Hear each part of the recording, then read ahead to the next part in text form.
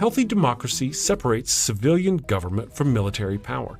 Fascism merges them. Trump blurs those lines constantly and deliberately. During his first term, he deployed federal troops against racial justice protesters and staged military parades to feed his ego. In his second term, he's pushed that further, expanding ICE enforcement into heavily militarized raids, proposing the use of the National Guard in blue cities without consent, and signaling he may invoke the Insurrection Act against political protests. He speaks of dominating opponents and taking back the streets. He treats civil unrest not as a policy issue, but as a war, and he positions himself as the commander of that war. Fascists adore the aesthetic of war: uniforms, salutes, flags, and force. Trump leans hard into that. He brands his political movement as a battle between good and evil, his version of America versus everyone else's. And in that frame, violence becomes a tool of purity. Democracy relies on dialogue. Trump relies on threats. In any fascist regime, loyalty to the leader supersedes loyalty to the law. Trump doesn't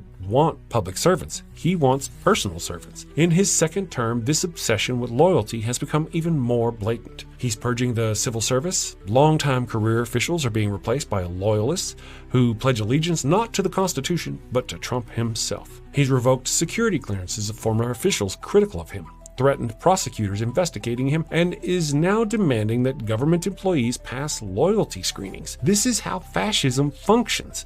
Power is centralized in the hands of the leader, and institutions become tools for vengeance, not justice. Trump expects the FBI, the DOJ, and the military to serve him, not the nation. That's not democracy. That's dictatorship.